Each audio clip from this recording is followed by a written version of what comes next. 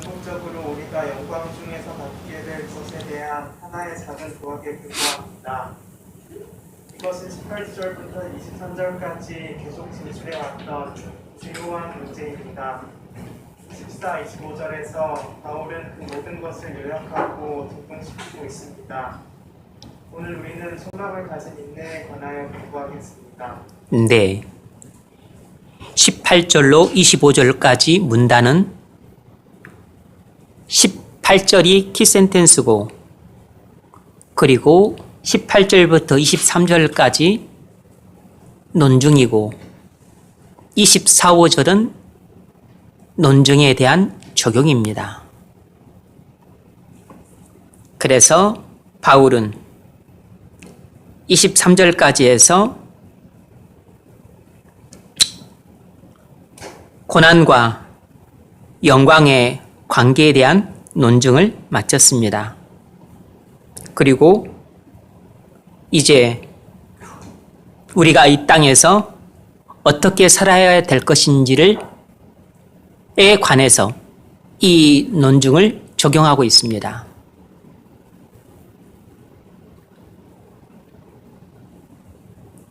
우리가 소망 안에서 구원을 얻었음에 보이는 소망이 소망이 아니니 보는 것을 누가 바라리요. 만일 우리가 보지 못하는 것을 바라면 참음으로 기다릴지니라. 자, 1번 문제 읽어보세요. 본문 24에서 25절을 읽으십시오. 우리는 이 논증을 적용하고자 합니다. 보이는 소망이 소망이 아니니 보는 것을 누가 바라리요. 만일 우리가 보지 못하는 것을 바라면 참음으로 기다릴지니라. 1. 본문 24절을 읽으십시오. 보이는 소망이 소망이 아니니 보는 것을 누가 바라리요. 바울은 일반적인 원리를 사용하여 소극적이고 부정적인 진술을 하고 있습니다. 이 구절은 무슨 의미입니까? 네. 우리가 소망 안에서 구원을 얻었음에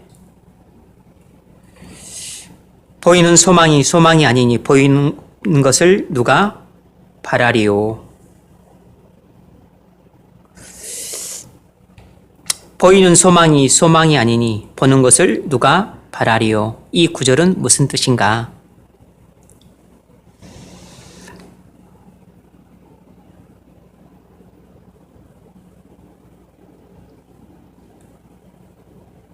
영광을 우리가 눈으로 볼 수 있다면 그건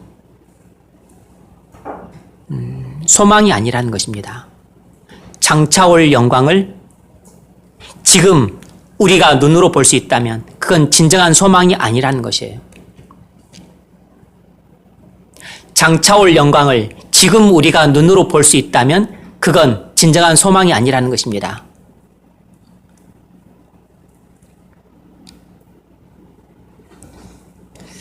초대교회 성도들 중에 일부는 믿음으로 소망해야 할 장차올 영광을 지금 볼 수 있다고 기대했습니다.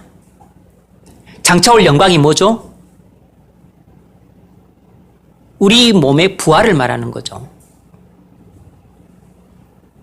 예수님 재림하셔서 우리 몸이 부활하는 것을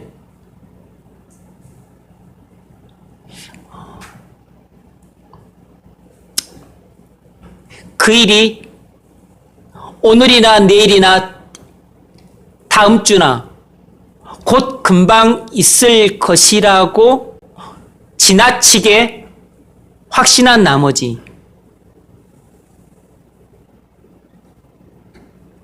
믿음으로 소망해야 될 그 영광을 당장 지금 볼 수 있을 거라고 기대를 했습니다. 사단은 종종 그런 일이 이 세상에서 가능하다고 생각하게끔 유혹을 합니다.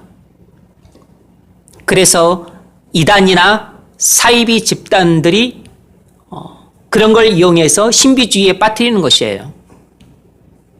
이런 잘못된 믿음을 가진 성도들은 아무리 기다려도 기대했던 영광스러운 일들이 나타나지 않게 되자 혼란에 빠졌어요.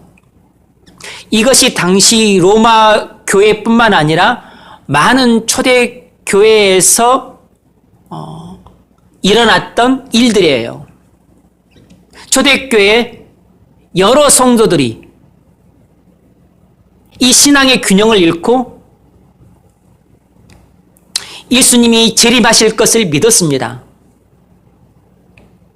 그런데 이런 확신이 균형을 잃어버린 나머지 오늘이나 내일이나 다음 주나 올 것처럼 그렇게 믿고 기대하고 소망했는데 고난과 핍박은 계속되는데 예수님 재림은 이루어지지 않고 그래서 그들의 믿음이 흔들렸습니다. 의심에 빠지는 자들이 나타났고 혼란 속에 빠졌어요.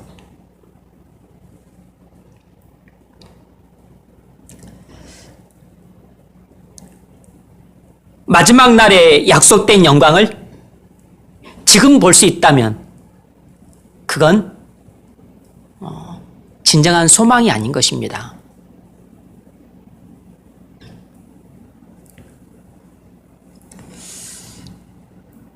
그래서 지금 이 문맥에서 바울이 하는 말은 보이는 소망이 소망이 아니니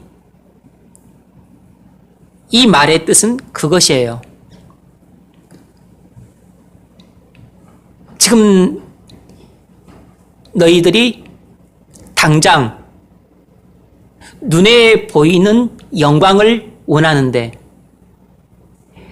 지금 당장 우리 눈에 보이는 영광이 주어진다면 그것은 진정한 우리 소망이 되지 못한다는 것입니다.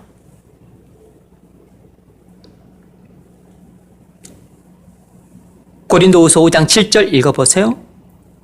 이는 우리가 믿음으로 행하고 보는 것으로 행하지 아니함이로다. 아멘. 그리스도인은 믿음으로 사는 사람이지 눈에 보이는 것에 의지해서 사는 사람이 아닌 것입니다.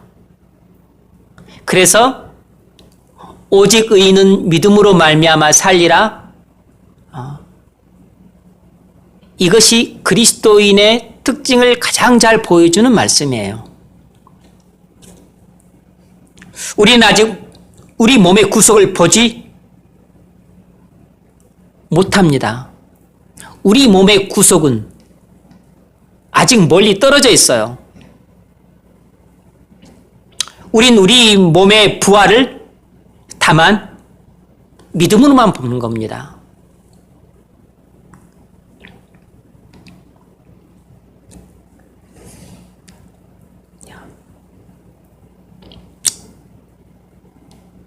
보이는 소망이 소망이 아니니 보는 것을 누가 바라리요.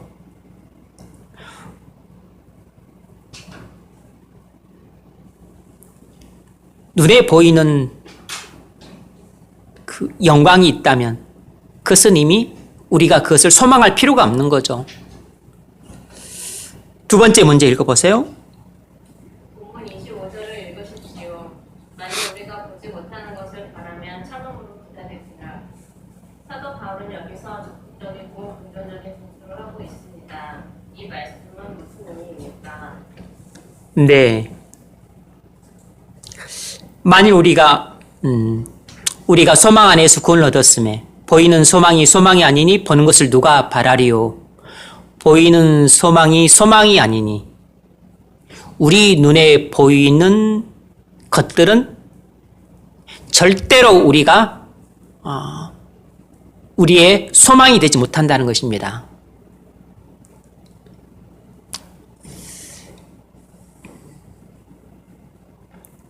보이는 것을 누가 바라리요? 보는 것을 누가 바라리요? 우리가 눈으로 볼 수 있는 것은 소망할 필요가 없죠.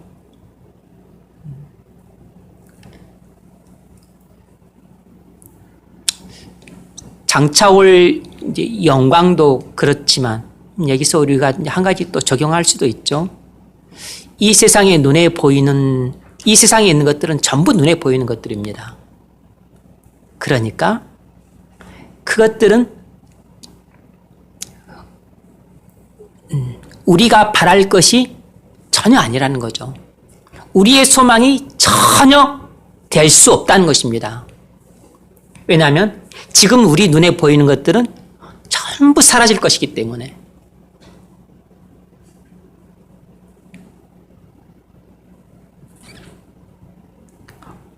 만일 우리가 보지 못하는 것을 바라면 참음으로 기다릴지니라.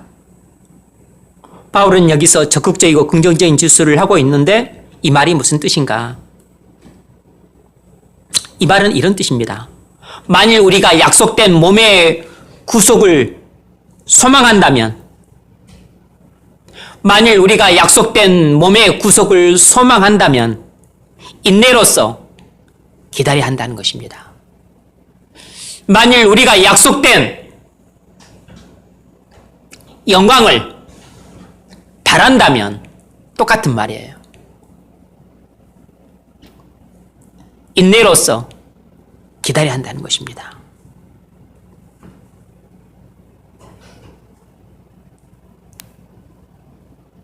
만일 우리가 마지막 날 몸의 구속을 약속받았다면 우린 믿음으로 그날을 바라보면서 인내하며 기다려야 돼요. 중요한 용어들이 계속 튀어나오죠. 약속, 믿음, 소망, 인내, 기다림, 이것들이 전부 기독교 신앙에 속한 용어들이에요.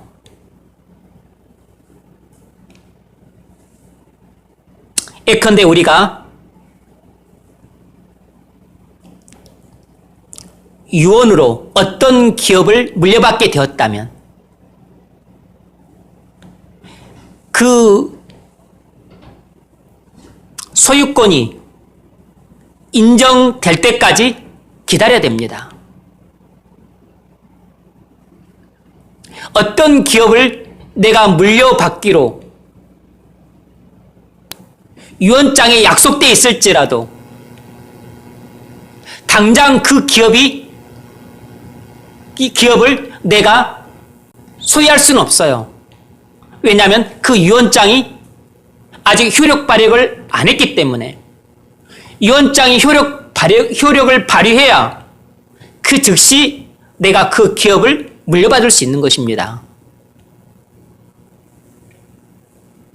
하나님의 약속이 효력 발휘를 하려면 하나님의 약속이 성취가 돼야 돼요. 예수님이 재림하시는 마지막 날 유언장이 효력을 발휘하는 것입니다. 그때 약속된 대로 우리가 영광스러운 몸을 입게 될 것이에요. 그날까지는 참고 기다려야 됩니다.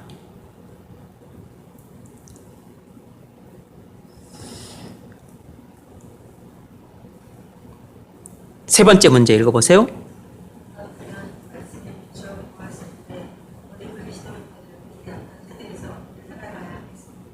네. 이 24절, 25절 말씀에 비춰봤을 때 우리 그리스도인은 이 악한 세상에서 어떻게 살아야 하는가?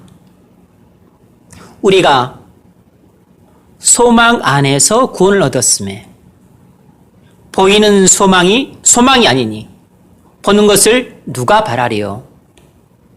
만일 우리가 보지 못하는 것을 바라면 참음으로 기다릴지니라.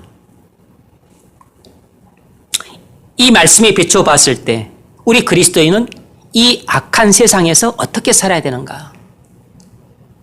먼저 부정적 측면에서 이야기를 하자면 우리는 지금 당장 눈으로 볼 수 있는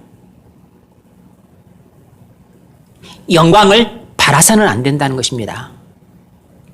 우리는 지금 당장 눈으로 볼 수 있는, 손으로 쥘 수 있는, 피부로 느낄 수 있는 그런 영광을 바라서는 안 된다는 것이에요. 그렇다고 해서 아예 우리 몸의 구속을 체념하고 살라는 뜻은 아닙니다. 이 세상은 고통과 슬픔과 비참함이 넘치는 곳이기 때문에 이 세상을 사는 많은 성도들이 이런 생각을 해요.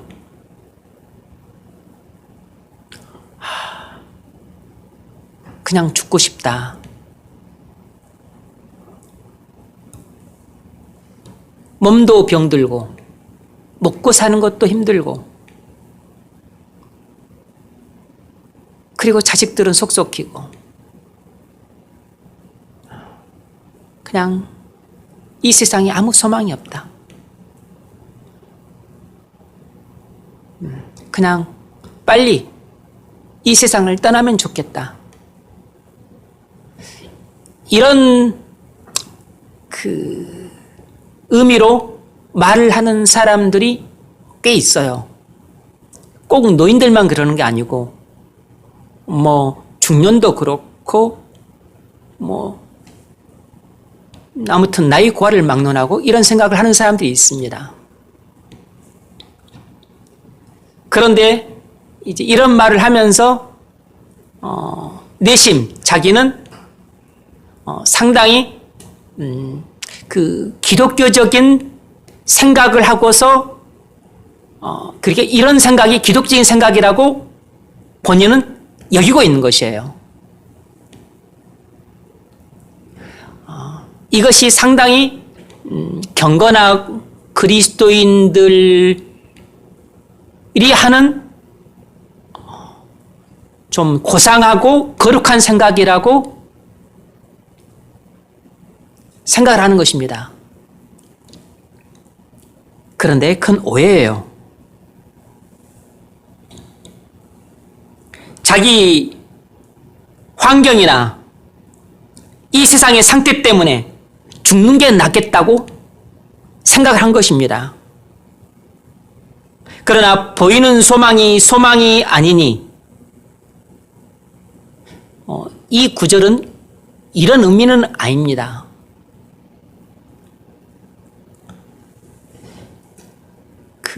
이런 생각은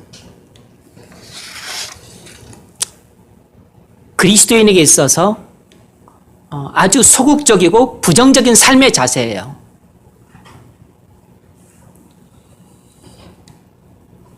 사실상 이 생각의 본질이 뭐냐면 현실 도피주의입니다. 그러니까 전혀 그리스도인의 삶의 자세가 아니에요. 성경이 우리에게 가르치고 있는 이 세상에 살고 있는 그리스도인의 균형 잡힌 삶의 자세가 아니라고. 이것은 오히려 세상의 철학과 가치관이에요. 세상 종교가 이렇게 가르치는 것입니다.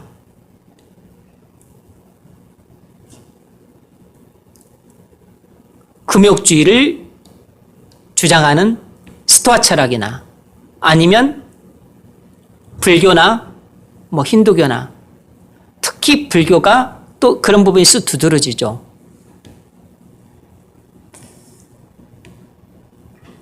불교는 속세를 떠나 절로 들어가잖아요.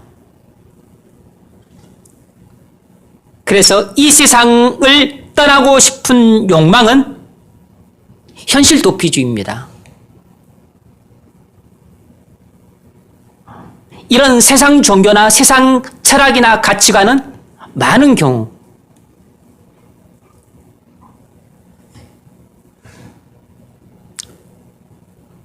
몸을 떠나는 것을 갈망해요. 이 세상에서 벗어나는 것을 갈망합니다.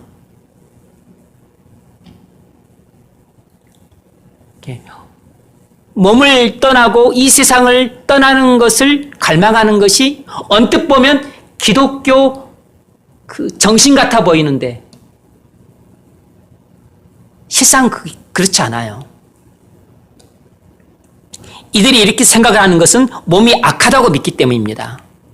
이 몸 때문에 모든 고난이 온다고 믿기 때문에 그래요. 그리고 이 세상은 고 자체,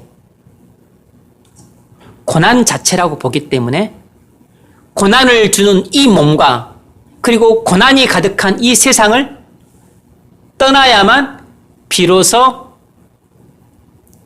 고난이 없는 상태에 도달할 수 있다고 믿기 때문에 몸도 떠나고 이 세상도 떠나야만 모든 고난에서 벗어난 그러한 극락의 상태 아니면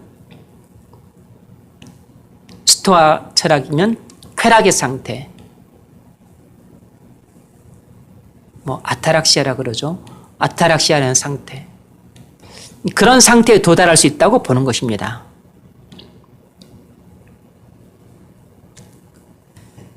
그런데 그게 언뜻 보면 기독교 가르침 같아 보이는데 기독교를 피상적으로 이해했을 때 그렇게 오해를 하게 되는 것이고 실상 기독교의 가르침은 꽤 본질은 그게 아니에요.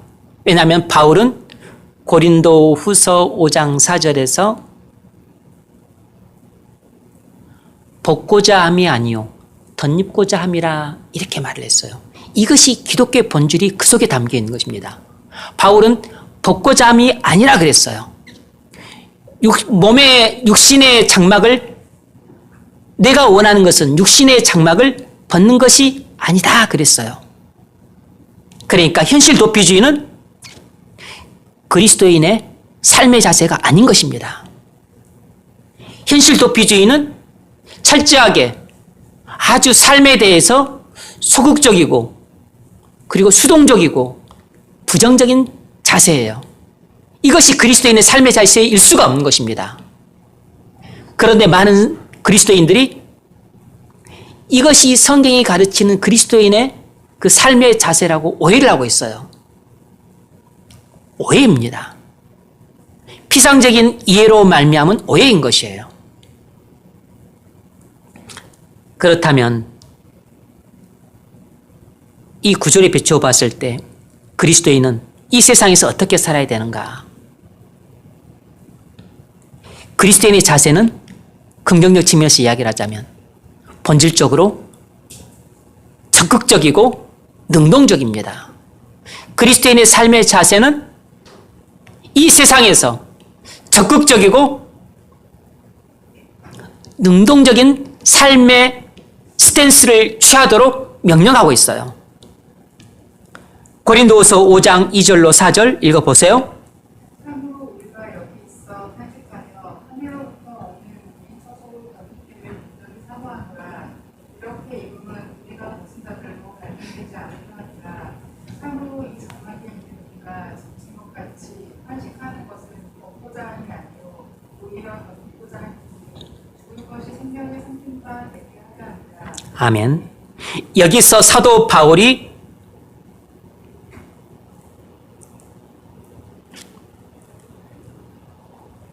기독교 교훈의 정수를 잘 말해주고 있습니다. 바울이 원했던 바는 벗는 것이 아니고 덧입는 것이었습니다.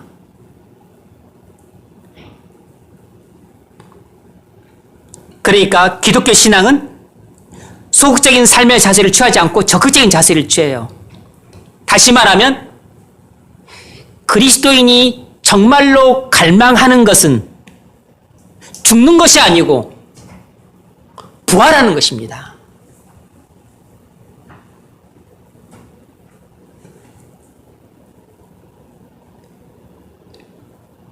그러므로 우린 빨리 죽어 세상을 떠나기를 바라지 말고 영광스러운 몸을 입는 것을 바라야 돼요.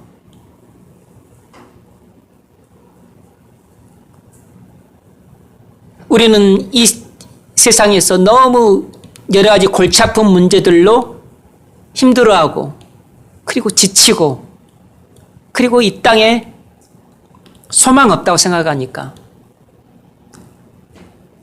빨리 이 땅을 떠나고 싶다.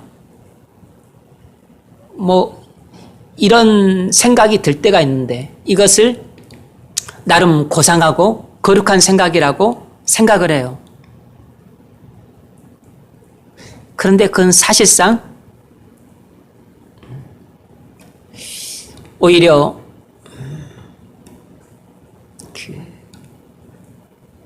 삶에 있어서 소극적이고 좀 부정적인 태도를 취하고 있는 것입니다.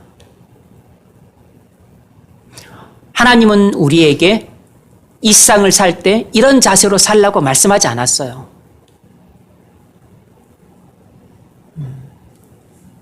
이 세상을 떠나고 싶다. 이 세상 사는 게 너무 괴로워.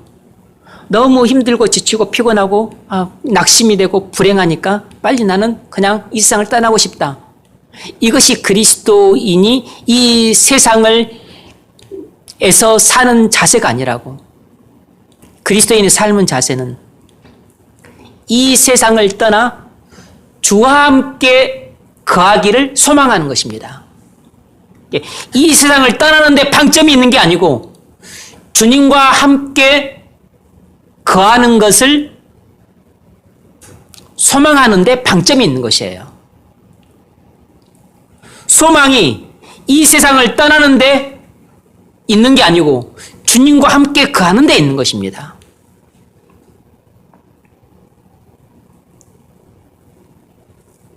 읽어보세요. 고린도후서 5장 8절. 내가 담대하여 원하는 바는 차라리 몸을 떠나 주와 함께 있는 그것이라. 아멘. 바로 이런 태도가 그리스도인의 적극적이고 긍정적인 사고방식이에요. 그러니까 우리는 죽기를 사모하는 게 아니고 저 영광스러운 나라에 거하기를 사모하는 것입니다. 그러니까 우리가 소망하는 것은 빨리 죽고 이 세상을 떠나면 좋겠다. 그래서 고생도 안 하고 그래서 더 이상 눈물 흘릴 필요도 없고 괴로워할 필요도 없고 그것을 우리가 원하는 게 아니고 그리스도인이 원하는 것은 주님과 함께 살면 얼마나 좋을까.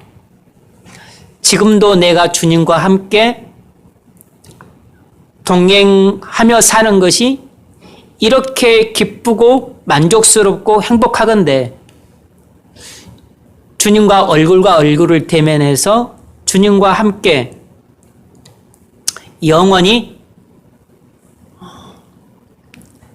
산다면 얼마나 완전한 평화와 그리고 영원한 안식을 누리면서 살게 될까.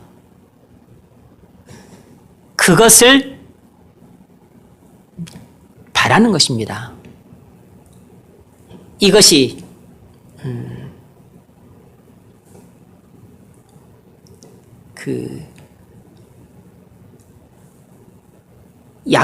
작은 차이처럼 보이지만 큰 차이예요. 이것이 한 끗 차이로 보이지만 큰 차이라고. 빨리 그냥 죽고 싶다. 이것은 세상 종교가 가르치는 것이라니까. 세상 철학이 가르치는 것이에요. 세상 교훈이 가르치는 것이고 심지어는 염세주의가 가르치는 것이에요. 쇼펜하우 같은 그런 염세주의자들이 가르치는 것이라고.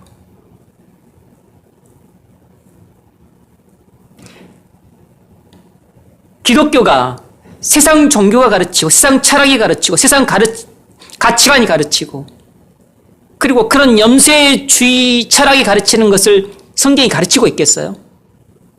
아닙니다. 그들은 그냥 이 세상에 사는 것보다는 죽는 게 낫다. 이런 걸 가르치는 것입니다. 그냥 몸을 떠나는 것이 진정한 평화다. 이렇게 생각하는 것이에요. 그런데 기독교가 말하는 영생은 그게 아니에요. 우리는 벗는 것을 원하는 게 아니고 덧입는 것을 원하는 것입니다. 우리는 이 세상을 떠나는 것을 원하는 게 아니고 주님과 함께 거하는 것을 원하는 것이에요. 우리는 죽기를 원하는 게 아니고 영생을 얻는 걸 원하는 것입니다. 그러니까 우리가 사모해야 될 것은 죽는 게 아니고 영생을 사모하는 것이에요. 영생을 소망하는 것입니다. 주님과 함께 거하는 것을 소망하는 것이에요. 이것은 소극적이고 부정적이고 그리고 대단히 바람직하지 못한 삶의 자세예요. 그런데 이것은 아주 적극적이고 아주 능동적이고 그리고 아주 긍정적인 삶의 자세입니다. 이런 사람들은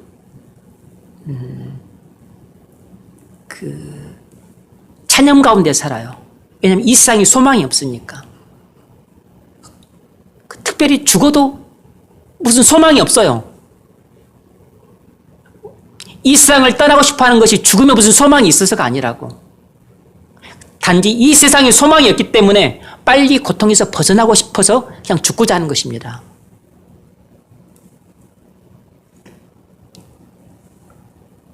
그래서 이런 사람들은 주로 찬양하며 삽니다. 그래서 소망이 없으니까 뭔가 장래에 대한 어떤 기대나 소망 같은 것이 없이 그냥 포기한 채 사는 것이에요.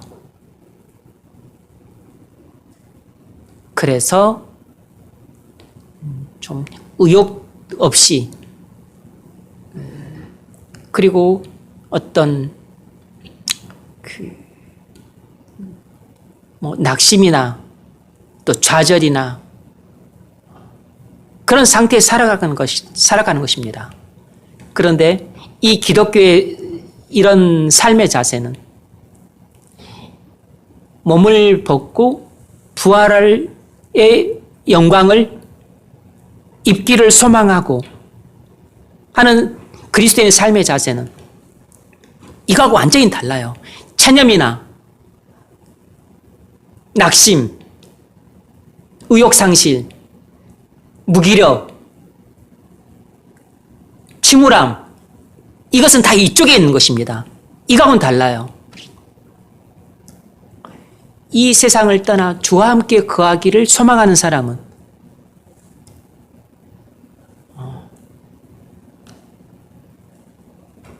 마음에 기쁨이 있습니다.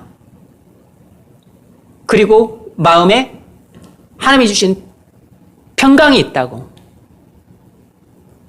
뿐만 아니라 하나님과 함께 동행하는 삶을 살 때 누리는 만족과 행복이 있어요. 이걸 맛보니까 이 세상을 바라볼 때 탄식을 하게 되는 것입니다. 깊은 탄식을 하게 돼요. 그래서 주와 함께 거할 소망이 뜨거워지는 것입니다. 그래서 그 소망이 있기 때문에 이 사람들은 장래에 대한 소망이 없기 때문에 이 세상이 싫어서 떠나고자 하는 것이지만 이건 장래에 대한 소망이 있기 때문에 활력 가운데 살 수 있고 기쁨 가운데 살 수 있고 그리고 하나님이 맡겨주신 소명을 감당을 하는데 목숨을 아까우지 않는 것입니다.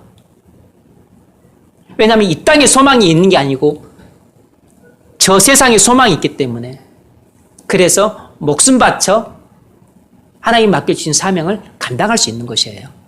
그래서 대단히 적극적이고 능동적이고 긍정적인 삶의 자세를 가지고 살아가요.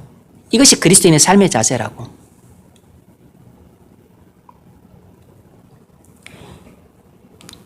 피상적으로 보면 비슷해 보이지만 그러나 사실 깊이 파고 들어가 보면 완전히 달라요.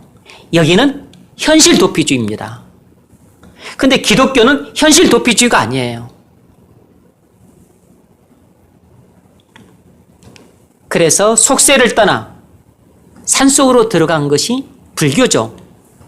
속세를 떠나 깊은 산중으로 들어간 게 수도원이에요.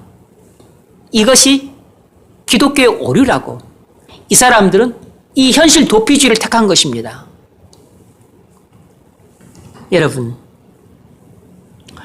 여러분이 이 세상에서 사는 것은 참 고달프다. 그래서 나는 자연인으로 살고 싶다. 그래서 여러분이 속세를 버리고 저 산속에 들어가서 사는 것은 전혀 그리스도인으로서 합당한 삶의 자세가 아닙니다. 이 도시에 사니까 너무 답답하다. 나는 시골로 가서 살리라. 귀촌에서 가서 농사 짓고 대추 심고 사는 것. 여러분, 그것은 그리스도인의 삶의 자세가 아니라고. 이 도시의 각박함과 회색빛이 누런 이런 곳에 살고 싶지 않다. 나는 도시 근교에 가서 전원주택 짓고 거기서 농사 짓고 살리라. 그런 것은 그리스도인의 삶의 자세가 아니라고.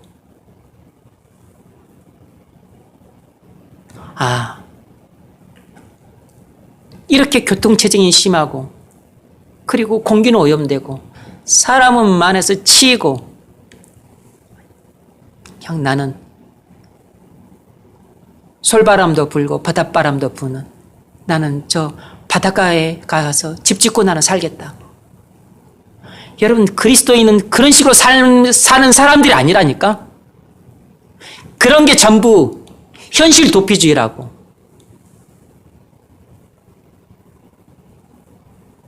복잡한 도심을 떠나서 저 푸른 하늘이 있고 맑은 공기가 있는 나는 시골 가서 살리라. 이게 현실 도피주의라니까. 그렇게 인간적으로는 그리스도인도 그렇게 살고 싶어요. 사실 목사님들 중에 은퇴해가지고 그렇게 사신 분들 많이 있어요. 시골 가서 사는 사람들은 다 죄인이다 그 뜻은 아니고 그냥 나를 힘들게 하고 지치게 하고 그리고 이 복잡한 곳이 나는 싫다. 그래서 나는 그냥 사람도 없고 조용하고 한적하고 그래서 공기 좋은 휴양지 같은 곳에 나는 살고 싶다. 인간이라면 다 그런 욕망을 느껴요. 욕망을 가져요. 그런데 그런 욕망을 쫓아서 가서 사는 것이 바로 일종의 현실 도피라니까. 그리스도인은 그렇게 사는 사람들이 아니라고. 그리스도인은 하나님이 내게 맡기신 사명을 따라 사는 사람인 것입니다.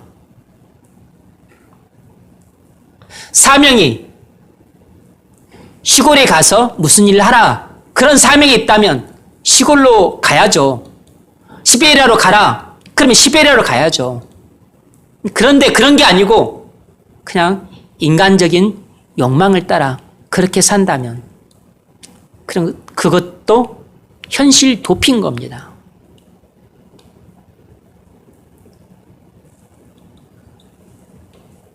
그리스도인의 삶의 자세는 현실 도피가 아니에요. 그러므로 여러분 나중에 혹 돈을 많이 벌더라도 어디 내가 하와이 섬 하나 사가지고 내가 거기다가 내가 저 푸른 언덕 위에 그림 같은 집을 짓고 내가 행복하게 살리라. 그런 생각하지 마세요. 그건 세상에 돈 많은 사람들이 하는 생각입니다. 그리스도인은 그렇게 사는 사람들이 아니에요. 그리스도인은 사명에 살고 사명에 죽는 것입니다. 그래서 너는 교회에 잘 섬겨라 그랬으면 그냥 교회에 딱 붙어 사는 것이에요. 네 선교지 나가라 그러면 그냥 거기가 시베리아면 시베리아로 그냥 가는 것이에요. 아니면 아프리카로 가라 그러면 아프리카로 가는 것이라고. 내가 살고 싶은 곳에 사는 것이 그건 그리스도인이 아니죠.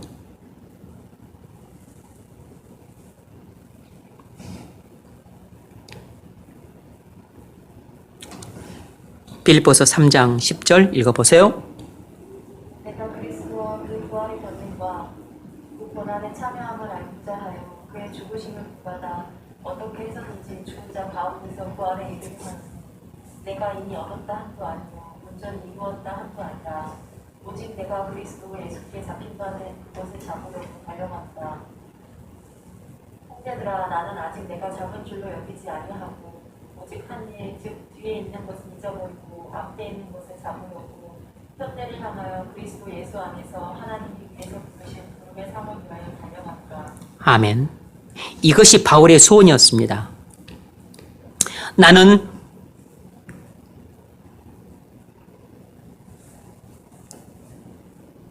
부활에 이르는 것이 소원이라는 것입니다. 나는 부활에 이르는 것이 소원이라는 것이에요. 그래서 아직 얻지 못했어요. 아직 이루지 못했다고. 그래서 나는 그것을 잡으려고 달려간다는 것입니다.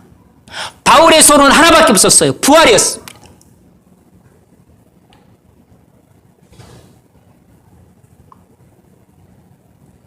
그래서 나는 그동안 했던 모든 사역은 다 잊어먹고 표대를 향하여 달려간다는 것입니다. 하나님이 주기로 약속하신 부름의 상을 얻기 위해서 달려간다는 것이에요. 그 부름의 상이 뭡니까? 부활인 거죠.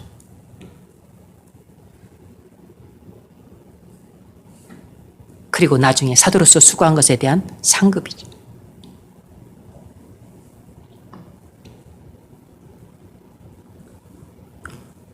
이 바울에게서 아주 적극적이고 능동적이고 긍정적인 삶의 냄새가 나지 않습니까?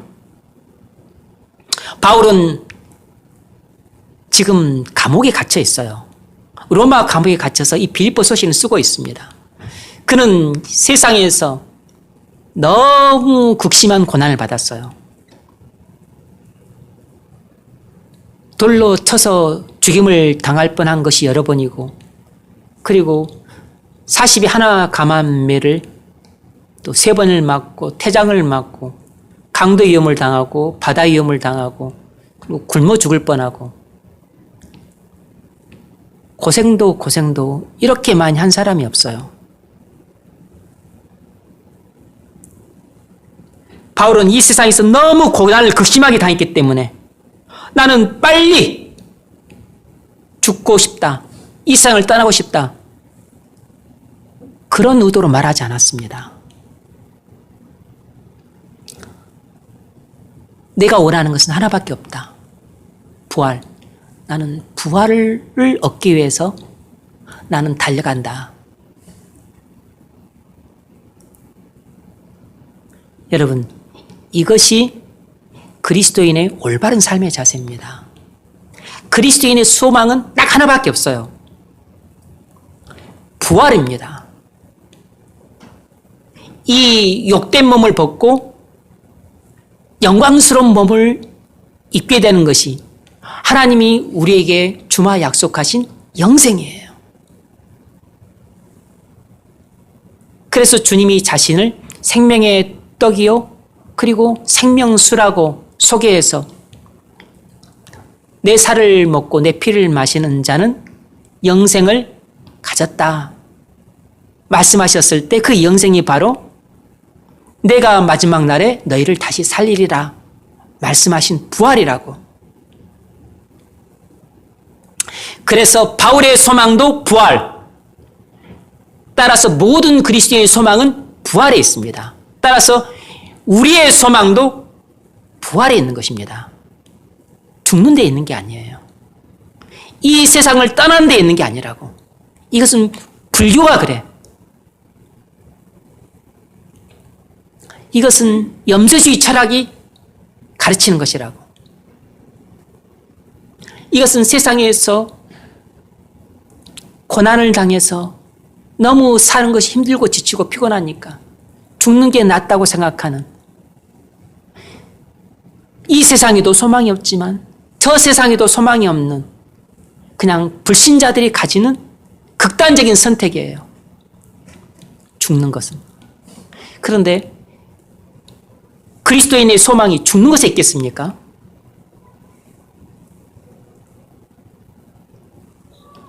그건 기독교를 철저하게 오해하고 있는 것이에요. 기독교를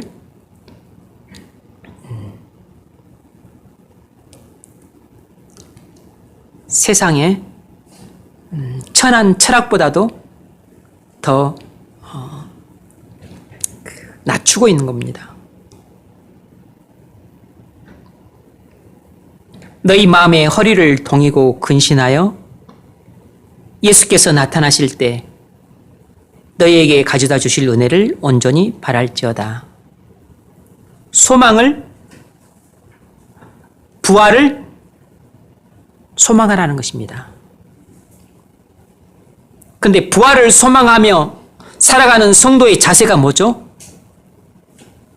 마음의 허리를 질끈 동여매야 돼요. 이게 뭘 뜻하는 거겠습니까? 마음의 허리를 질끈 동여매야 돼. 절제를 말하는 거죠, 절제.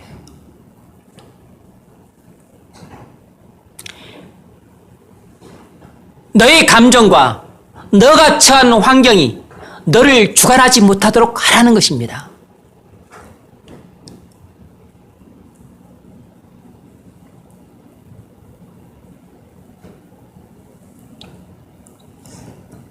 감정의 지배를 받아서 허랑방탕하게 살지 말고, 또 환경이 좋고 나쁘고 함에 따라서 울고 불고 또 희낙낙거렸다가 또 죽고 못 사네 그랬다가 그러지 말고 근신하라는 것입니다.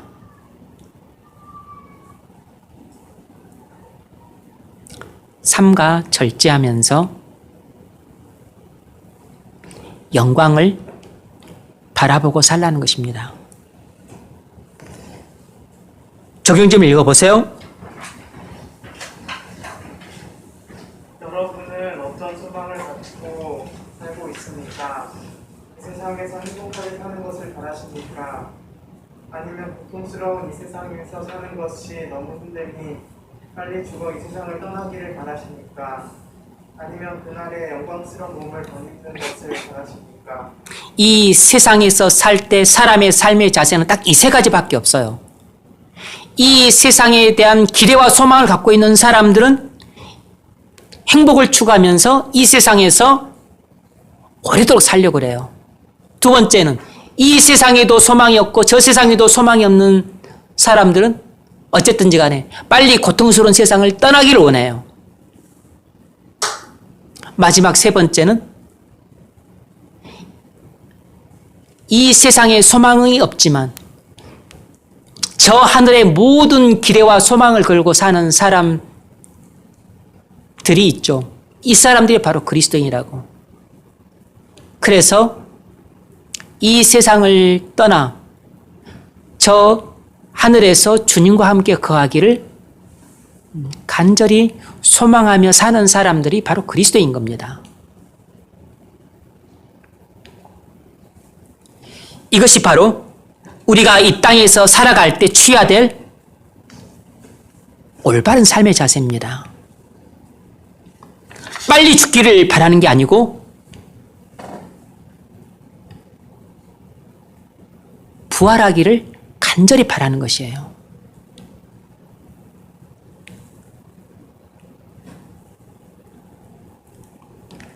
그래서 이런 스토아나 염세주의나 불교, 힌두교가 가르치는 이런 가르침을 따라서 삶의 자세를 취하게 되면 염세적이라니까요. 그래서 이 세상은 고난이 가득하기 때문에 빨리 떠날수록 좋다.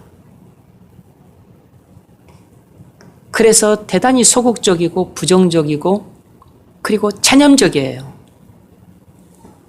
그런데 그리스도인은 아니라고. 그리스도인은 이 세상에 어떤 기대도 단 하나의 소망도 두지 않고 살아갈 뿐 아니라 저 하늘의 모든 기대와 소망을 두고 살아가는 사람이에요. 하지만 이 세상에서 할 일이 있죠. 주님이 내게 맡기신 사명이 있으니까. 그래서 내 마음대로 이 세상을 떠날 수가 없는 것이고 이 세상에서 내가 할 일이 너무 많은 것입니다. 행복하게 살기 위해서 할 일이 많은 게 아니고 주님이 내게 맡기신 일이 있기 때문에 할 일이 많은 것이에요. 그래서 주님과 함께 동행하면서 주님이 주시는 그 힘과 능력을 받아서 그래서 복음 전하고 영혼 구원하고 그렇게 해서 세상을 정복해서 하나님 나라를 세우는 이 일을 하라는 것이 모든 하나님의 자녀들에게 명하신 맡기신 사명이라고. 그래서 우리가 해야 될 사명이 많은 것이에요. 목사도 은퇴를 해도 해야 될 사명이 있는 것입니다. 여러분이 나이를 먹어서 직분에서 벗어나도 할 일이 있는 것이에요. 사명이 있는 것입니다. 직분 맡았을 때만 사명이 있는 게 아니에요. 그 사람은 그 직분에 대해서 잘못 이해를 하고 있는 것입니다. 직분을 70세가 되면 이제 다 벗는데 지금 지금 수명이 90세, 100세인데 그럼 그동안에는 뭐 하려고? 그냥 고향에 가서 농사 짓고 또 그렇게 살려고? 또 바닷가 가서 조개나 줍고 살려고요? 도시 근교에서 또 전원주택 짓고 농사나 짓고 딸기나 키우고 개나 키우고 또 그렇게 살 겁니까? 하나님이 전혀 기뻐하지 않는 삶이에요.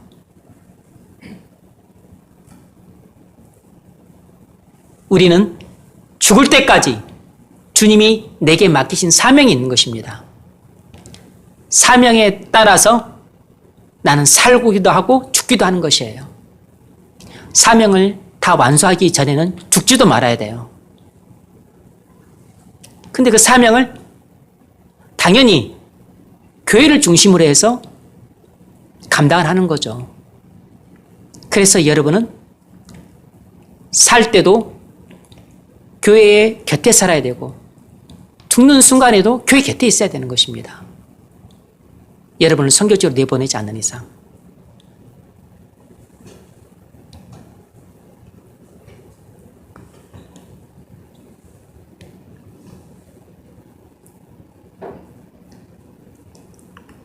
여러분이 현직에서 은퇴했다 그래서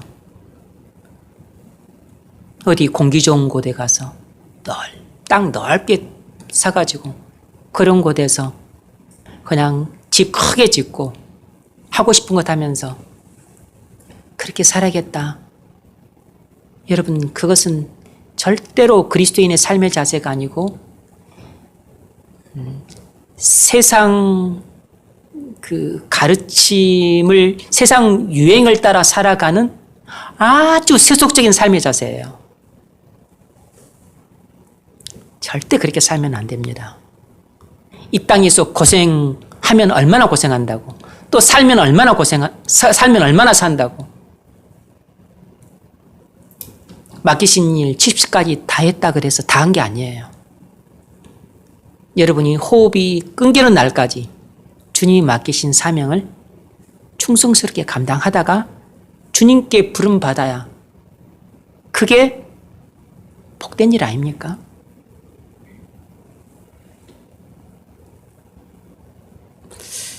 네 번째 문제 읽어보세요. 본문 25절의 강조점은 어디에 있습니까? 사도 바울은 무엇을 강조하고 있습니까? 네, 25절 읽으세요. 만일 우리가 보지 못하는 것을 바라면 참음으로 기다릴지니라. 아멘. 만일 우리가 보지 못하는 것을 바라면, 보지 못하는 게 뭐죠? 앞에 23절에 나와 있는 몸의 구속이죠. 만일 우리가 우리 몸의 구속을 바라면, 몸의 구속이 뭐죠? 부활을 말하는 거죠. 18절에서는 어떻게 표현했죠? 장차 우리에게 나타날 영광이라고 표현했죠. 그리고 19절에서는 피조물에 고대하는 바라고 표현했어요. 그리고 하나님의 아들들의 나타나는 것이라고 표현을 했습니다. 이것이 다 동의어죠. 만일 우리가 부활을 바라면 참음으로 기다릴지니라. 이 25절의 강조점이 어디에 있죠?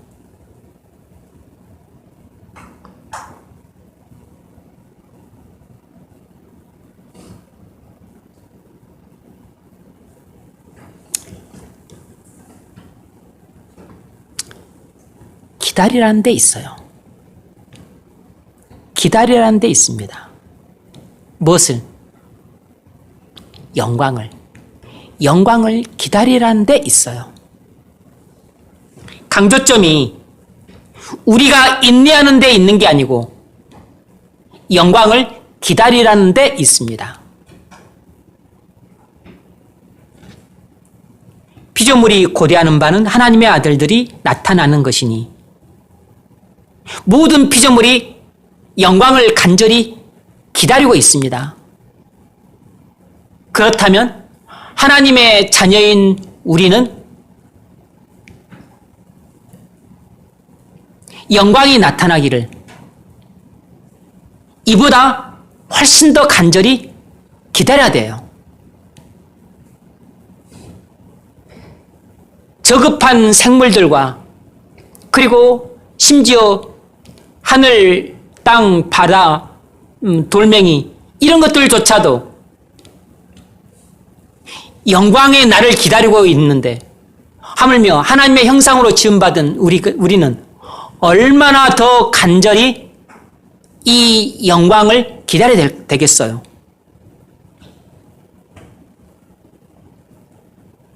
(5장 2절) 읽어보세요. 그로 말미암아 우리가 믿음으로 서 있는 이 은혜의 들어감을 얻었으며 하나님의 영광을 바라고 즐거워하느니라. 아멘. 그리스도인은 하나님의 영광을 지루하게 기다리고 있는 것이 아닙니다.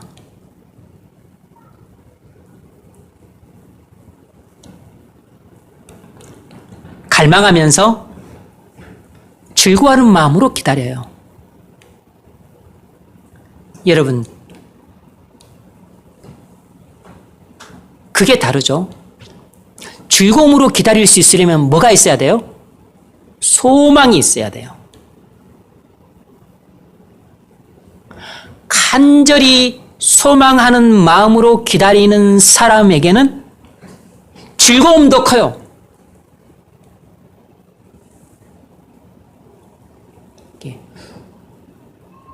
소망 가운데 즐거움으로 기다립니다. 간절한 소망 가운데 아주 큰 즐거움으로 기다릴 수가 있는 것이에요. 우리가 내일 소풍을 가요.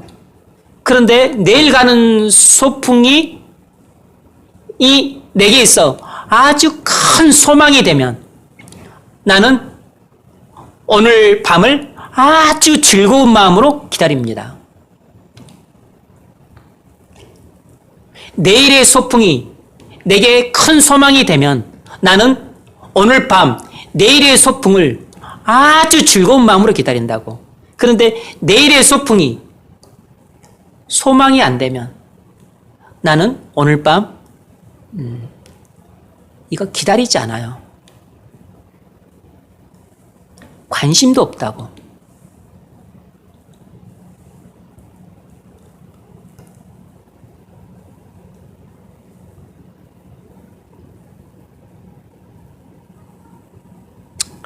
디도서 2장 11절로 13절 읽어보세요.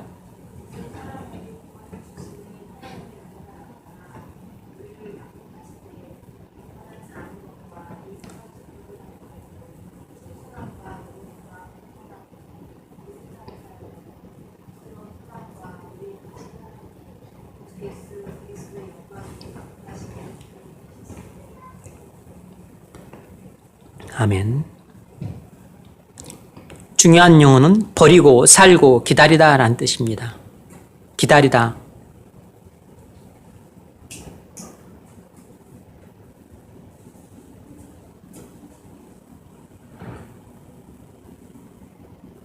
죄를 버리고 거룩하게 사는 성도는 소망 가운데 영광을 기다려요.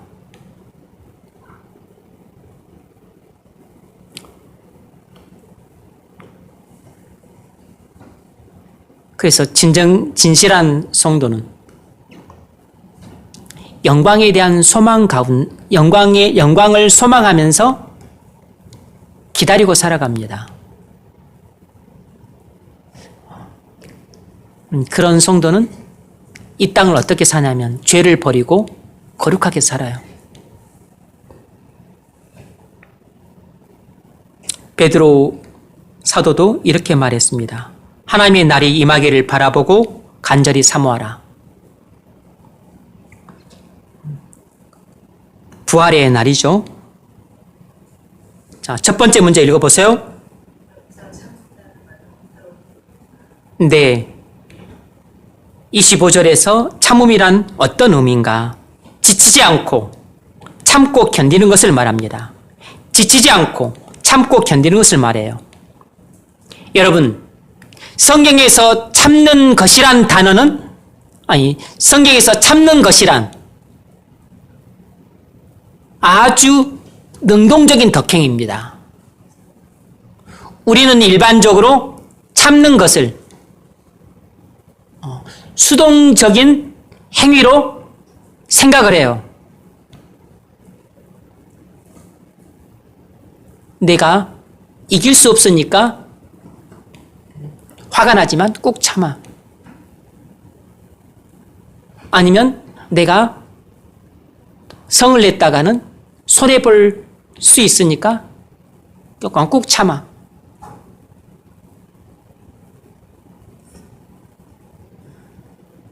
아니면 겁이 나니까 꾹 참아. 이런 참는 것을 말하는 게 아니에요. 그런 식의 참는 것은 세상에서 말 그대로 그냥 소극적이고 수동적인 행위인 거죠. 그런데 여기서 말하는 참는 것이란 그런 의미가 아닙니다. 매우 강하고 능동적인 덕행이에요. 5장 2절로 4절 읽어보세요.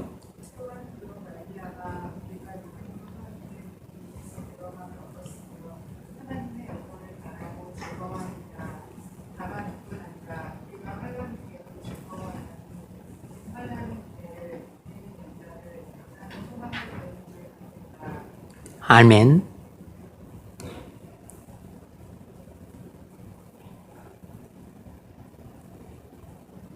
여러분, 2절부터 4절까지를 보면 하나님의 영광을 바라고 즐거워하느니라. 바라다 소망이에요. 그러니까 정확하게 보면 소망이 인내를 낳는 것입니다. 엄밀하게 보면 환난이 인내를 낳는 게 아니고 소망이 있기 때문에 환난 중에도 인내를 할 수 있는 것이에요. 소망이 인내를 낳고, 그래서 인내가 뭘 낳죠? 연단을 건너뛰고 소망을 낳는 것입니다. 소망이 인내를 낳고 인내가 소망을 또 낳는 것입니다. 그래서 옛날 청교도 목사님이 이렇게 말씀하셨어요. 소망은 인내의 어머니이기도 하고 딸이기도 하다. 왜냐하면 소망이 인내를 낳고 인내가 소망을 낳기 때문에 소망에서 시작해서 소망으로 끝나는 것입니다. 그러니까 소망이 인내를 낳으니까 어머니고 인내가 소망을 낳으니까 또 딸인 것입니다. 여러분, 그리스도인은 소망을 가진 사람입니다. 어떤 소망이죠? 장차 올 영광에 대한 소망을 가진 사람입니다. 자기 몸의 부활에 대한 소망을 가진 사람이에요. 소망을 가진 사람은 참을 수 있습니다. 그게 중요한 특징이에요. 내일에 대한 소망을 가진 사람은 오늘 참을 수 있어요. 영원한 소망을 가진 사람은 평생을 참을 수 있습니다.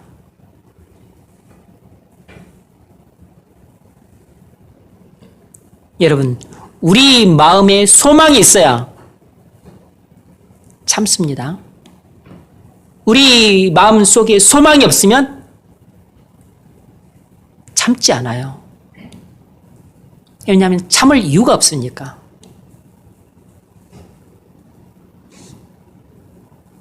그리고 참으면 또 소망이 생깁니다. 이건 사람들이 많이 놓치는 부분이에요.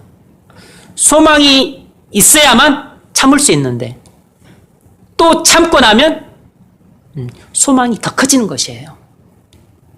약했던 소망도 강해지고 작았던 소망도 훨씬 더 커지는 것입니다.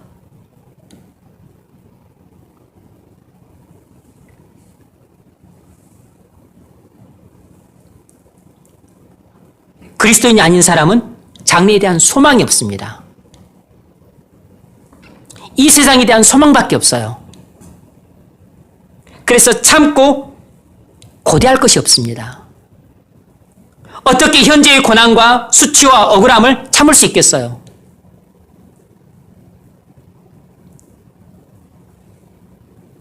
이 세상에 소망이 없는데, 아니, 장래에 대한 소망이 없는데, 마음속에 진정한 소망이 없다고. 그래서 참을 필요가 없고,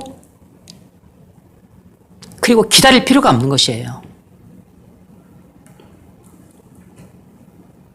그러나 그리스도인들은 소망을 가졌기 때문에 참는 것입니다.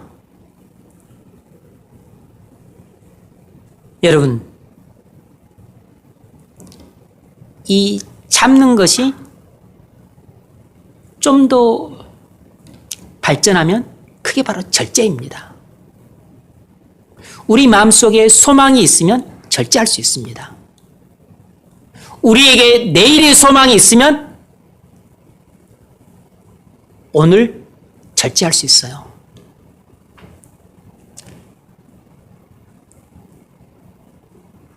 많은 유혹들을 뿌리칠 수 있어요. 죄와의 싸움에서도 승리할 수 있습니다. 그리고 하고 싶은 많은 욕망들을 참을 수 있습니다. 내일의 소망이 강하면 이 일을 훨씬 더 잘해낼 수 있어요.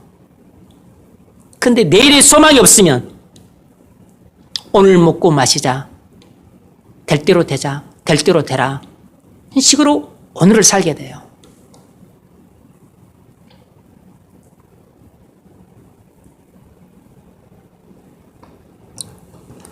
영원한 소망이 있으면 평생을 절제할 수 있습니다. 그런데 사실상 평생을 절제하기는 어렵죠.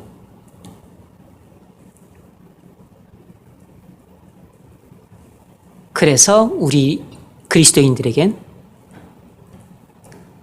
내일의 소망을 품고 살아야 됩니다. 내일의 소망이 있어야 오늘을 절제할 수 있어요. 한 주 뒤에 소망이 있어야 한 주를 절제할 수 있습니다. 1년 뒤에 소망이 있어야 1년을 절제할 수 있어요.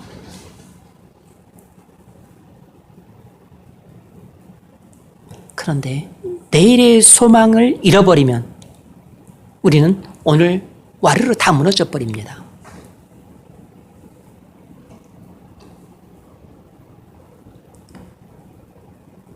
소망이 얼마나 중요한지 몰라요. 왜냐하면 소망은 인내를 낳기 때문입니다. 다시 말하면 소망이 없으면 어느 누구도 인내를 하지 않아요. 인내할 필요가 없으니까. 그런데 소망이 있으면 그동안 인내를 못했던 사람도 인내를 합니다. 근데 인내를 하면 그 소망이 더 커진다고.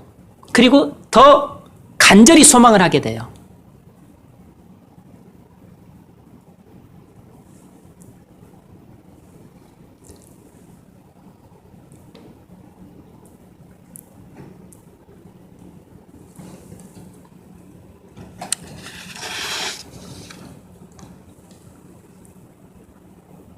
우리가 소망 안에서 구원을 얻었음에 보이는 소망이 소망이 아니니 보는 것을 누가 바라리요. 만일 우리가 보지 못하는 것을 바라면 영광이죠. 우리가 영광을 바라면 참음으로 기다릴지니라. 내가 얼마나 절제하며 사는가? 그것이 곧 영광에 대한 나의 소망의 크기입니다. 절제가 나의 영광에 대한 소망의 크기라고. 먹는 것도 절제하고, 입는 것도 절제하고, 말하는 것도 절제하고, 돈 쓰는 것도 절제하고, 시간도, 그리고 놀러 다니는 것도. 모든 부분에 있어서 절제를 하는 것. 그것은 어떤 소망을 갖고 있냐에 따라서 달라지는 것입니다. 이 세상에 대한 소망을 갖고 있으면 이것을 얻기 위해서 그 사람도 절제를 해요. 그러니까 나는 판사가 되고자 하는 소망이 있다. 이 사람은 절제를 합니다. 놀고 싶은 것, 잠자고 싶은 것, 탁구 치고 싶은 것, 연애하고 싶은 것. 뭐죠? 바캉스 가고 싶은 거 다 절제해요. 그래서 새벽 일찍 일어나서 쉬지 않고 공부하고 밤늦게까지 공부해. 그 소망이 있는 사람들은 그렇게 해요. 절제를 해요. 그래서 여러분, 공부 잘하고 못하고가 하나님 나라에서는 중요하지 않지만 이 세상에서는 중요해요. 왜냐하면 절제하는 훈련이 돼 있는 사람과 그러지 못한 사람과는 큰 차이가 있거든.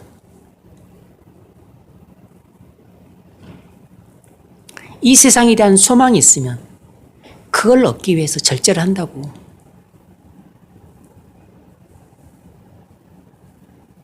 그런데 그 사람은 영광에 대한 소망이 없으니까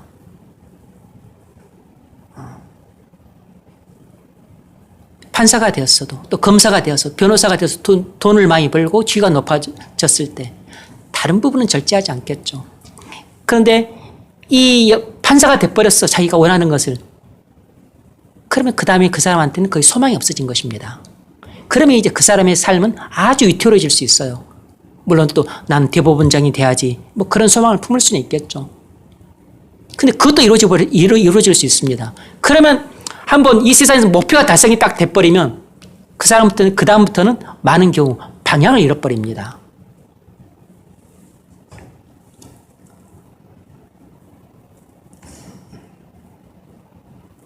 영광에 대한 소망을 가진 사람들은 이 세상을 살아갈 때 우리의 삶 전체를 절제를 해요. 왜냐하면 그것도 막 신경질 내면서 짜증 내면서 막 입이 이따만큼 부르터가지고 하는 게 아니고 즐거운 마음으로 절제를 해요. 그리고 절제를 누가 시킵니까? 본인이 하지. 자우라는 마음으로 절제를 해요. 소망이 있으면 본인이 스스로 원해서 그것도 즐거운 마음으로 그리고 힘을 다해서 절제를 합니다. 장차 우리에게 나타날 영광을 믿을 때 소망이 생기는 것이에요. 확신이 강할 때 소망이 훨씬 뜨거운 것입니다. 그래서 내가 부활을 얼마나 확신하고 그래서 내게 소망이 얼마나 그것이 간절한 소망이 있느냐 이것에 따라서 이 땅에서 우리의 삶의 질이 결정이 되는 것입니다. 소망이 인내를 낳기 때문에 그런 것이에요. 이 땅에서 그리스도인들의 모든 인내는 전부 소망에서 오는 것입니다. 소망이 얼마나 중요한지 몰라요.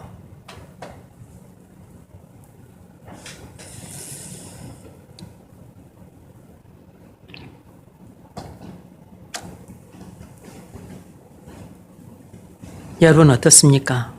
이 세상에서 살아갈 때 여러분 절제하며 사십니까?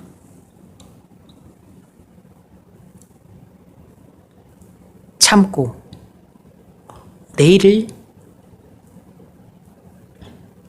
준비하면서 기다리세요.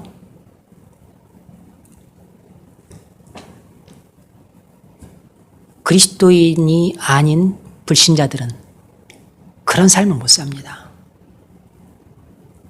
만일 여러분들이 유혹에 약하고 죄와의 싸움에서 자주 죽어 있다면 여러분 마음속에 소망이 제대로 뿌리를 내리고 있지 못하기 때문에 그런 겁니다.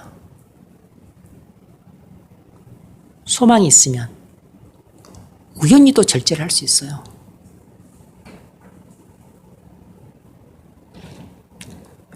두 번째 문제 읽어보세요. 우리가 이 말씀을 통하여 무엇을 알 수 있습니까? 네, 우리가 이 말씀을 통해 뭘 알 수 있는가? 첫 번째 두 가지가 있는데 첫 번째로 그리스도인은 열심과 인내를 가진 사람이라는 것입니다. 성경이 제시하는 그리스도인은 완벽한 균형을 이룬 사람이에요. 여러분, 그리스도인은 반드시 균형을 이룬 사람이어야 됩니다. 그리스도인은 충동적이어서 돼서도 안 되고 변덕스러워서도 안 돼요. 냄비처럼 쉽게 흥분했다가 금방 사그라드는 그런 사람이어서도 안 됩니다. 그리스도인은 어떤 사람이냐면 오래도록 끊임없이 참고 견디기 때문에 신뢰할 만한 사람인 것입니다. 아니, 왜 모든 그리스도인이 다 오래도록 참고 끊임없이 견디면 그런 사람이죠? 진짜 그리스도인들은 누구나 할 것 없이 다 장래에 대한 소망이 있기 때문에 인내를 하는 것입니다. 그리스도인이 만일 인내하지 않는다면 그건 진정한 그리스도인의 모습이 아닌 것이에요. 그래서 오래도록 참고 견디기 때문에 그리스도인은 누가 봐도 신뢰할 만한 사람입니다. 충동적으로 뭘 하거나 변덕을 부리거나 또 그냥 쉽게 흥분했다가 또 쉽게 가라앉거나 그러지 않아요. 어떤 때는 신이 나서 찬양했다가 어떤 때는 금방 풀이 죽어서 곧 하늘이 꺼질 것 같거나 어떤 때는 기분이 좋아서 막 왕수다를 떨거나 어떤 때는 물어도 대답도 안 하고 한마디도 안 하고 오르락 내리락 고기압 저기압 이렇게 왔다 갔다 하지 않다고.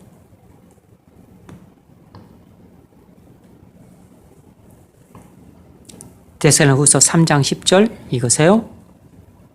누구든지 일하기 싫어하거든 먹지도 말게 하라. 네.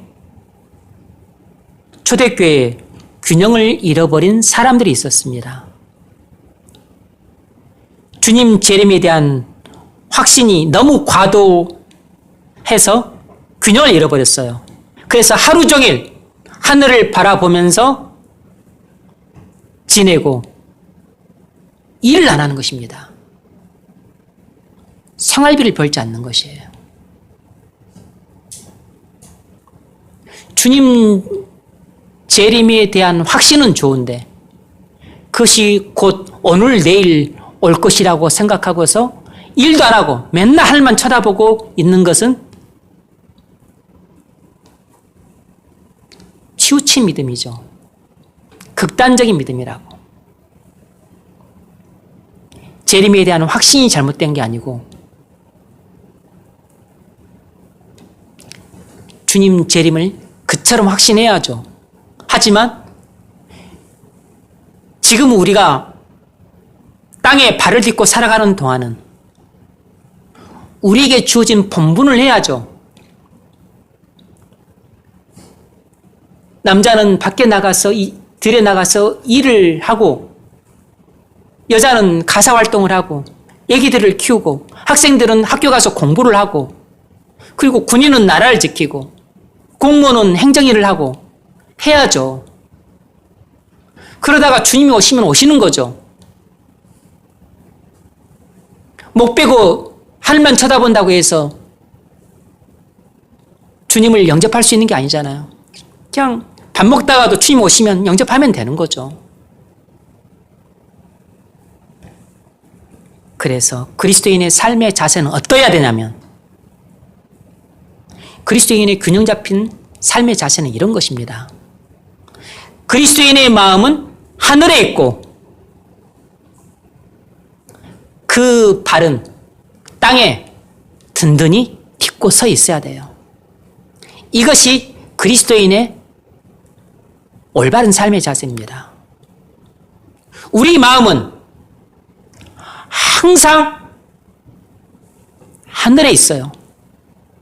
하지만 우리의 발은 이 땅에 든든히 딛고 서 있어야 됩니다. 무슨 말이죠? 우리는 마음속으로 항상 하늘에 속한 것들을 사모하고 열망하고 고대하며 살지만 그러나 이 땅에서 우리에게 주어진 현실을 외면하지 않고 직장인은 일하고 학생은 공부하고 주부는 가사일하고 그리고 각자 주어진 자기 본분에 충실하게 사는 것이에요. 그리고 또 그런 세상 일뿐만 아니고 뭐 기도해야 되는 일, 성경 읽는 일, 그것도 전도하는 일, 구제하는 일, 그런 일 하며 사는 것입니다. 마음은 늘 하늘에 있지만 우리의 손과 발은 현실 속에서 우리에게 맡겨준 사명을 충성스럽게 감당하는 데 써야 되는 것이에요. 이것이 바로 그리스도인의 균형 잡힌 삶의 자세입니다. 여러분은 그렇게 살고 계시나요? 두 번째로 뭘 알 수 있는고 하니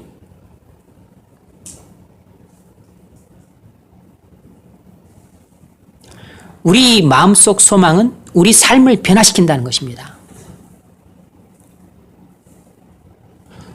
소망이 우리 삶을 변화시킵니다. 우리 마음속에 소망이 있으면 반드시 우리 삶은 변화됩니다.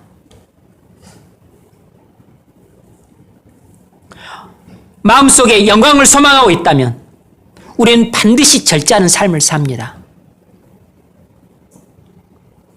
내일의 소망이 있는 사람은 오늘 모든 것을 참고 내일을 준비하며 기다려요. 내일의 소망이 없으면 오늘 하고 싶은 것 다 합니다.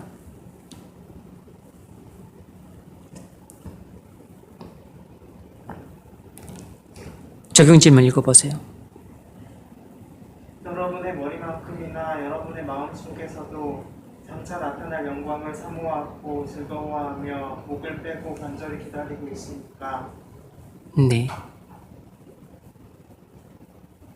머리로뿐만 아니라 여러분 마음에서도 정말로 주님과 함께 거하기를 소망하세요?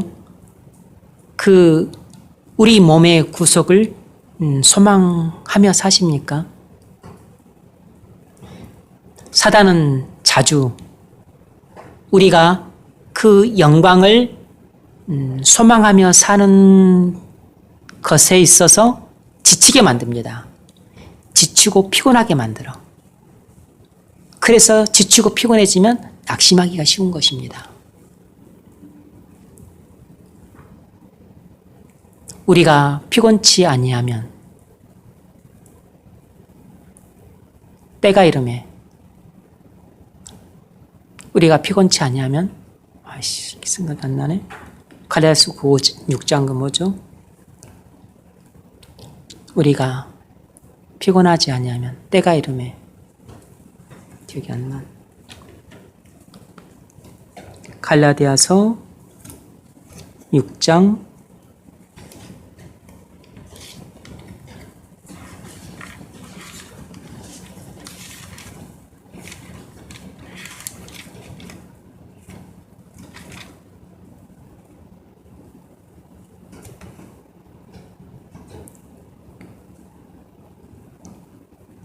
우리가 선을 행하되 낙심하지 말지니 피곤하지 아니하면 때가 이름에 거두리라.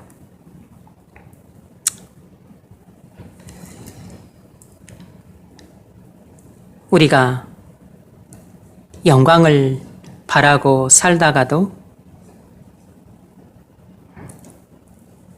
낙심할 때가 있어요.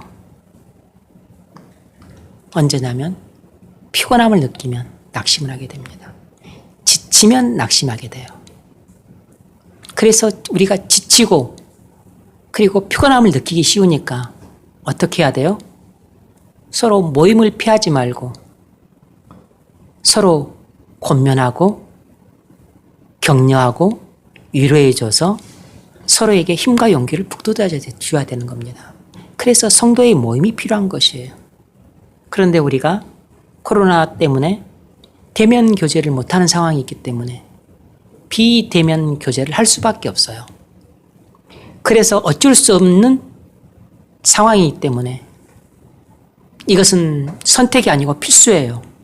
그래서 여러분 주일에 공지가 떴을 거예요.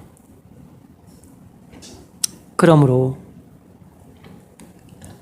예전처럼 주일에 팀 모임 할 때처럼 은혜 나누는 것이 그렇게 쉽고 좀 생동감 있고 그러지 못하지만 그것에 보다 훨씬 못하지만 그래도 이렇게라도 하는 게 나아요.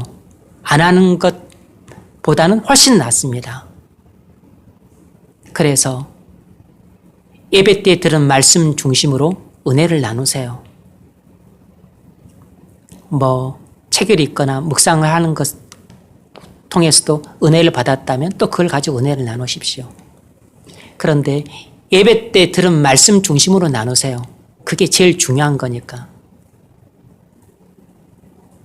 하나님이 예배 때 말씀을 여러분에게 주셨는데 그것은 듣는 둥 마는 둥 하고 다른 데서 은혜를 받는다고 해서 나쁜 것은 아니지만 잘못된 것도 아니고 어디를 통해서 은혜를 받는 건 좋은 거죠. 그런데 그게 가장 중심이라고.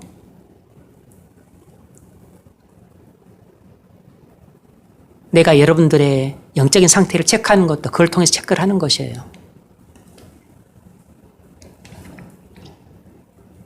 하나님이 여러분에게 주시는 가장 현장감 있는 말씀, 그리고 여러분에게 주는 가장 적시성 있는 말씀, 여러분에게 주시는 가장 적실성 있는 말씀, 가장 적시적이고 그리고 적실성 있고 그리고 가장 현장성 있는 하나님의 음성은 예배 때 설교를 통해서 여러분이 하시는 말씀이에요. 그런데 그건 못 듣고 다른 데서 듣는다는 것은 그건 어불성설입니다.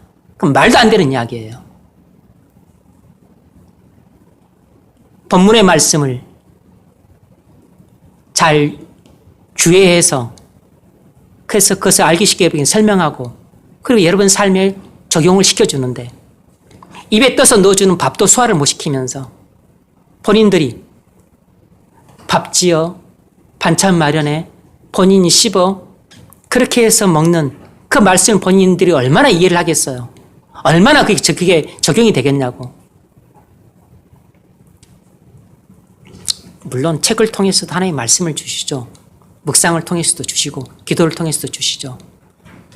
그러나 예배를 통해서 주시는 말씀만큼 그렇게 적시성이 있고 적실성이 있고 그리고 현장에서 내게 주시는 생생한 음성을 들을 수 있는 것은 예배 때 말씀밖에 없어요. 그보다 더 생동감 있는 말씀이 없습니다.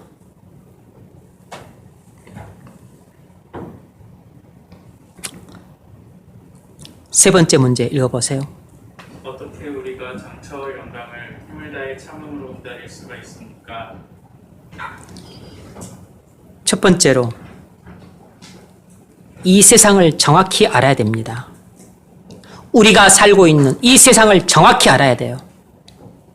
세상은 우리를 대적하는 원수로서 끊임없이 유혹합니다. 그래서 우리 마음을 세상에 빼앗기지 않도록 조심해야 됩니다. 세상에 빼앗기는 순간 우리는 포로가 되는 것이에요. 그때부터 포로가 되면 질질 끌려다니게 됩니다. 고린도서 3장 5절. 그러므로 땅에 있는 지체를 지키라. 곧 음란과 부정과 사욕과 악한 정욕과 탐심이니 탐심은 우상 숭배니라. 이것들로 말미암아 하나님의 진노가 임하느니라. 아멘. 땅에 있는 지체를 죽이라 그랬습니다. 음란과 부정과 사욕과 악한 정욕과 탐심이니 탐심은 우상 숭배니라. 이것들로 말미암아 하나님의 진노가 임한다 그랬어요. 두 번째로 우리가 어떤 사람인가를 날마다 생각해야 합니다. 내가 어떤 사람인가를 날마다 하나님 앞에서 생각해야 돼요. 하나님 말씀에 비추어서 내가 어떤 사람인가를 날마다 그 거울에 비춰봐야 됩니다. 그래야 죄가 보이고 악이 보이고 점이 보이고 흠이 보이고 주름 잡힌 것들이 보여요. 그 일을 하지 않는 사람은 자기 자신에 대해서 전혀 모릅니다. 새까맣게 몰라요. 눈이 열린 사람은 보는데 눈이 감긴 자기 자신은 자기 자신에 대해서 아무것도 몰라요. 그래서 헛된 생각을 하면서 상당히 기특한 생각이라고 본인이 생각을 하는 것입니다. 감정이 왜곡되어 있고 대단히 불량한데 그걸 당연하다고 본인은 느끼는 것이에요. 본인에 대해서 거의 모릅니다. 그래서 교회를 지금 5년, 10년을 다녀도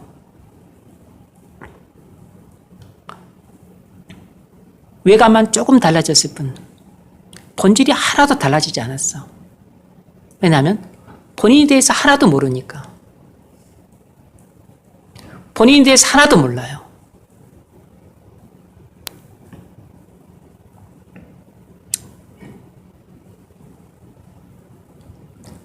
내가 어떤 사람인가를 하나님 말씀 한 구절만 비춰도 그것만 갖고도 내가 1년 내내 눈물로 해결할 수 있어요.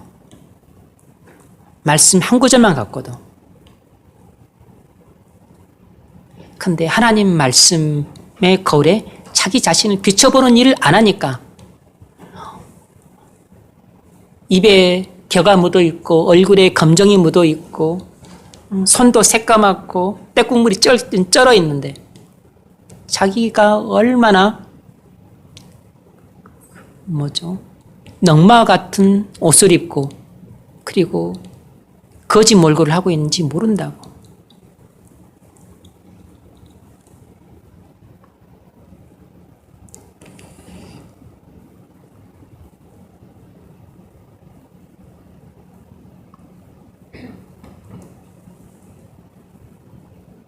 지난주에 에어컨 청소를 했는데 그 주일에 에어컨을 휴지로 딱 닦아보니까 검은 곰팡이가 쫙 묻어 나와요.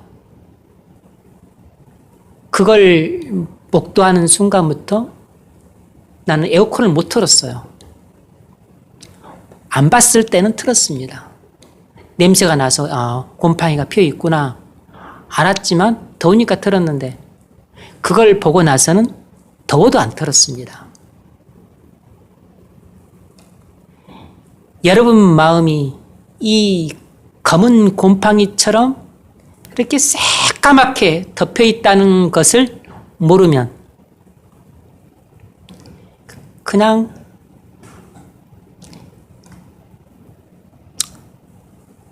아무렇게나 생각하고 아무렇게나 말하고 자아가 살아있고 교만이 살아있어요. 근데 자기 마음이 검은 곰팡이로 완전히 뒤덮여 있다는 것을 알게 되면 완전히 자아가 깨집니다. 완전히 자아가 무너진다고. 그러면 목사님 말씀이 하나님 말씀처럼 들려요. 하나도 안 들렸던 목사님 설교가 하나님 말씀으로 소위꿀처럼 달게 들립니다. 근데 자아가 살아있고 교만이 살아있는 동안은 귀에다 대고 100개의 나팔로 불어 제껴도 하나도 안 못 들어요. 왜 못 듣는지 잘 생각을 해보시면 알아요. 여러분이 교회를 10년을 다니고 20년을 다니고 하나도 안 바뀐 이유가 뭔지, 그 사람은 자기가 어떤 사람인지 한 번도 본 적이 없어요. 한 번도 본 적이 없는 사람이라고. 에어컨을 내 속을 보고 나면 그 다음에는 못 트는 겁니다. 안 봤을 때는 틀어요. 집에서도 내가 봤기 때문에, 집에서도 더운 날이 여러 날 있었지만 못 들었어요.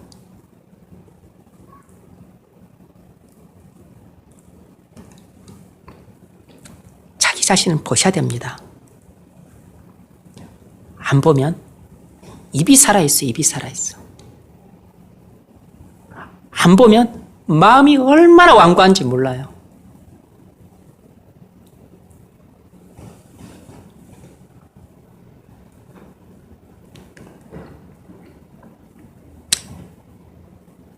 골로새 3장 1절 읽으십시오.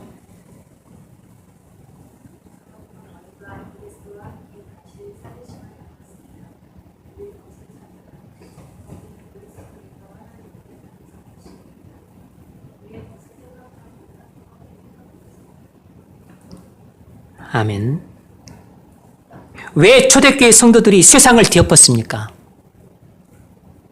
그건 그들이 위의 것만 생각했기 때문이에요. 땅의 것을 생각하지 않았기 때문입니다. 위의 것만 생각하고 그리고 영광에 대한 소망으로 가득 찼기 때문에 이 땅에서 고난과 핍박을 수도 없이 당했지만 굴복하지 않고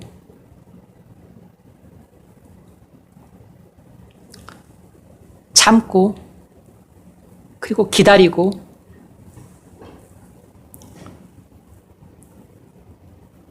그리고 이 땅에서 이 땅 사람들이 구현할 수 없는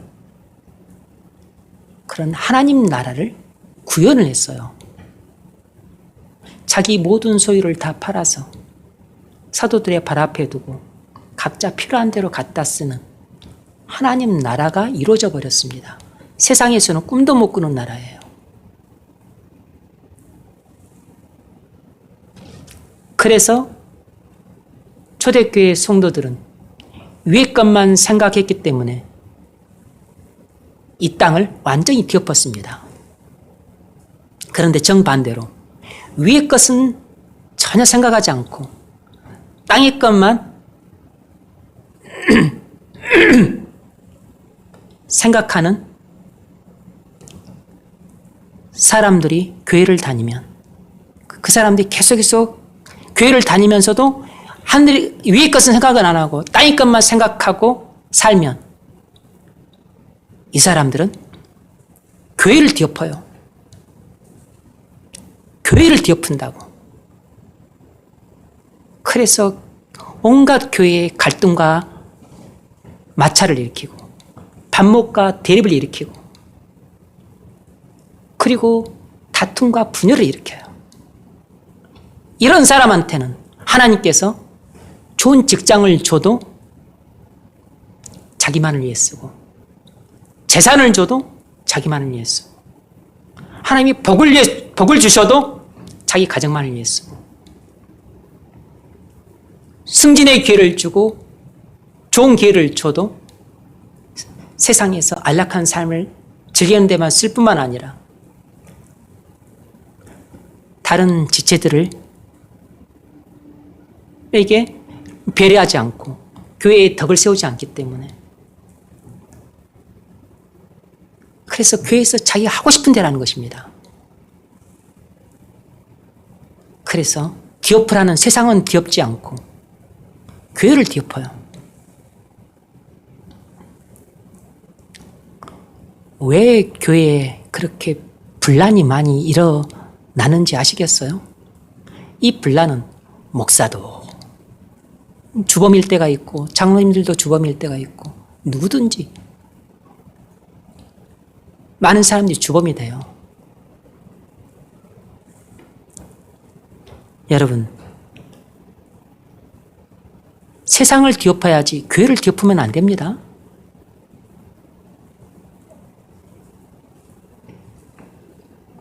이런 사람들은 복음의 배신자들입니다. 자기 배를 신으로 삼는, 다시 말하면 자기 배를 하나님으로 삼는 십자가의 원수들이에요. 하나님이 그를 형통하게 하시고 그에게 순종한 길을 주시지만 때가 되면 잡초를 뽑아버리듯이 그 자리에서 뽑아버릴 것입니다.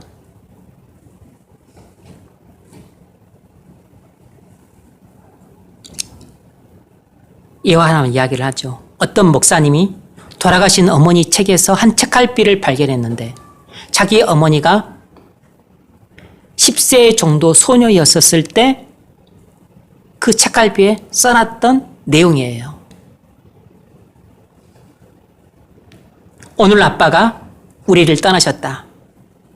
아빠는 영광스러운 하나님의 아들들의 자유를 누리기 위해서 가셨다. 이렇게 기록이 되어 있었어요. 10살밖에 안 됐던 소녀가 어떻게 아빠의 죽음을 이렇게 이해를 했을까?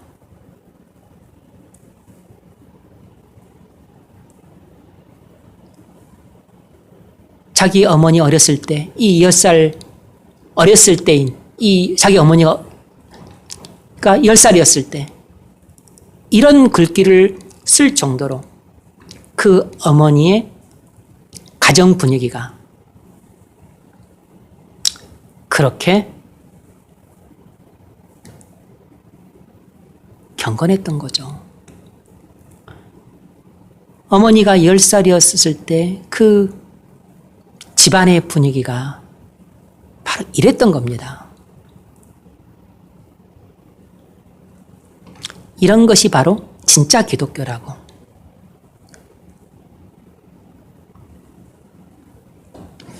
말씀을 맺겠습니다. 여러분, 우리가 소망할 것은 하나밖에 없습니다. 우리 자식 판사 되는 것도 아니고 50평짜리 아파트에 사는 것도 아니고 아니면 내가 질병 없이 은퇴해서 전원주택 짓고 그렇게 사는 것이 아닙니다. 우리의 소망은 장차 우리에게 나타날 영광 하나밖에 없어요. 그러므로 여러분, 장차 우리에게 나타날 영광을 소망하십시오.